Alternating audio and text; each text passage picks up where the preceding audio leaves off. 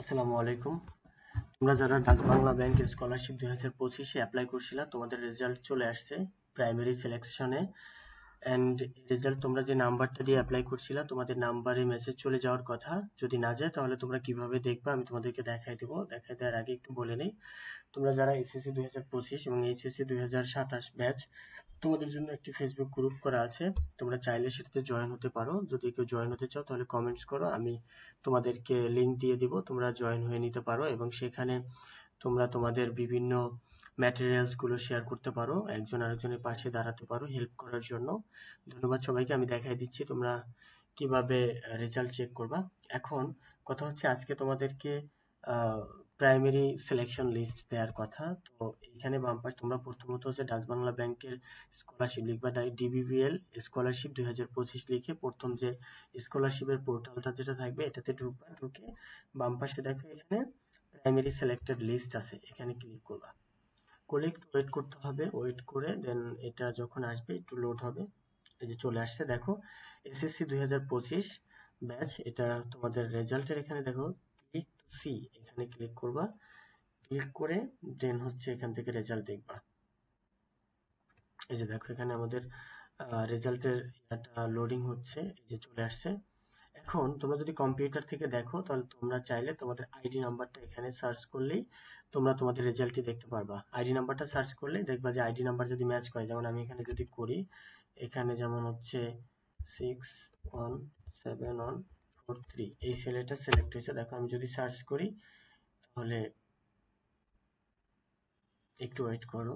এই যে দেখো আইডি নাম্বারটা সিলেক্ট করলে শুধু সেই আছে, যেমন শাহজাদপুর, সবকিছু আছে। ওকে, এখানে সিলেক্ট করতে পারো, অথবা চাইলে তোমরা এই যে প্রাইমারি প্রিন্ট, আচ্ছা ওয়েট আমি এটা একটু কপি করে নিয়ে যাই, এই সিলেক্টরটাই দেখবো না আমরা। এখানে দেখো এই যে print HSC grade primary selection letter, এটার ক্ষেত্রে অবশ্য চেক করা যেতে পারে। তো আমরা একটু চেক করে দেখি। তোমরা নর্মালি প্রাইমারি সিলেক্টেড লিস্টটাই চেক করবা। এই যে দেখো এখানে অ্যাপ্লিকেশন আইডিটা যদি দাও তাহলে হচ্ছে সিলেকশনের যে লেটারটা আছে এটাকে তোমাদের প্রিন্ট করতে হবে এখান থেকে। প্রথমত তোমরা প্রাইমারি লিস্ট থেকে তোমরা দেখবা যে তুমি সিলেক্ট হয়েছো কিনা। সিলেক্ট হলে দেন হচ্ছে তোমরা এখান থেকে হচ্ছে তাদের যে ফর্মটা আছে এটা নিবা।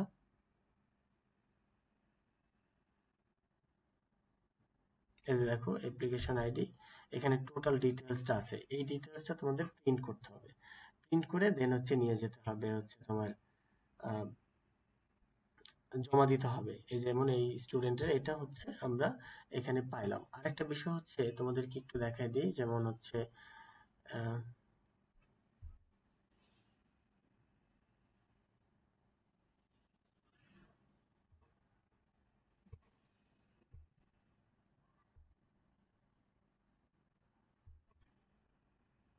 একটু ওয়েট করে দেখতে হবে তোমাদের এরপরে করণীয় কি এবং কিভাবে এরপরে ফর্মটা ফিল আপ করবা। এই দেখো নির্দেশিকাটা কি, তোমরা যারা সিলেক্ট হয়েছো তাদের জন্য নির্দেশিকা হচ্ছে, প্রাথমিকভাবে নির্বাচিত সেই আবেদনকারীরা 26 তারিখ থেকে 15 সেপ্টেম্বর তারিখের মধ্যে নিকটস্থ ডাচ বাংলা ব্যাংকের শাখায়, যে কোনো শাখায়, যেখানে শাখা নেই সেখানে Dutch Bangla bank mobile banking এ, অর্থাৎ তোমাদেরকে আমি একটা কথাই বলবো, সেটা হচ্ছে তোমরা তোমাদের ডাটা গুলো নিয়ে তোমরা হচ্ছে এসে চলে যাবা, যে তোমার বাসার আশেপাশে বা কাছাকাছি যে ডাচ বাংলা ব্যাংকের শাখা থাকবে সেখানে যাবা। যে তোমরা যে সামারি শিট, এই যে একটু আমি দেখলাম যে তোমাকে এখান থেকে এসে যে সামারি শিটটা তোমরা কিভাবে প্রিন্ট করবা ওইটা করে দেন হচ্ছে তোমরা এটার সাথে তোমরা সদ্য তোলা দুই কপি ছবি, পাসপোর্ট সাইজের পিতামাতার কপি করে পাসপোর্ট সাইজের ছবি এবং জাতীয় পরিচয়পত্রের ফটোকপি নিবা। এসএসসি পাশের ট্রান্সক্রিপ্ট বা মার্কশিটের ফটোকপি নিবা। এসএসসি পাশের রেজিস্ট্রেশন কার্ডের ফটো এবং প্রশংসাপত্রের ফটোকপি নিবা। সর্বশেষ পাশকৃত শিক্ষা প্রতিষ্ঠান প্রধান অথবা পিতামাতার চাকরি হলে উচ্চপদস্থ কর্মকর্তাদের ক্ষেত্রে প্রথম শ্রেণীর কর্মকর্তা ধারা বা চেয়ারম্যান ধারা সত্যায়িত করে তোমার হচ্ছে তাদের আয়ের বিবরণীটা নিতে হবে। মানে তোমার বাবা মায়ের যে আয়ের বিবরণী দিছো সেটার সত্যায়িত কপি তোমাদেরকে হচ্ছে নিয়ে যেতে হবে। তারপর হচ্ছে জুনিয়র পর্যায়ে বৃত্তি পেলে থাকলে এটা লাগবে না। পিতামাতার মৃত্যু বা বিবাহ বিচ্ছেদ হলে এটা যদি হয় তাহলে সেক্ষেত্রে তাদের সেটার ঘোষণাপত্র নিয়ে যেতে হবে। আবেদনকারীর শারীরিক প্রতিবন্ধী হলে প্রতিবন্ধী সনদপত্র ফটোকপি নিয়ে যেতে হবে।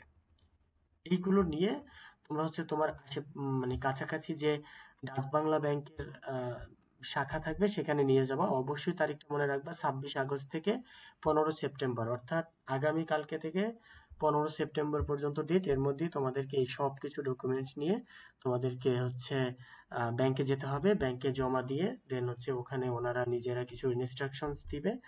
এরপরে ফাইনাল তোমাদের হচ্ছে রেজাল্ট যখন দিবে, সেটার এখনো ডেট শো করে নাই, তখন ফাইনাল রেজাল্ট তোমরা পাবা। মানে যখন এরপরে এই ডকুমেন্টস চেক করে তারপর ফাইনাল রেজাল্ট দিলে তখন আমি তোমাদেরকে আবার আপডেট দিয়ে দেবো, এখানে তখন ফাইনাল রেজাল্ট আসবে। ধন্যবাদ সবাইকে। আর তোমরা যদি কেউ গ্রুপে অ্যাড হতে চাও তাহলে আম, পরবর্তী ইনস্ট্রাকশনস অথবা তোমাদের একাডেমিক সাপোর্টের জন্য যদি গ্রুপে অ্যাড হতে চাও তাহলে আমাকে আমাদের ভিডিওর কমেন্টস করো, তাহলে আমি তোমাদেরকে লিংক দিয়ে দেবো। ধন্যবাদ সবাইকে।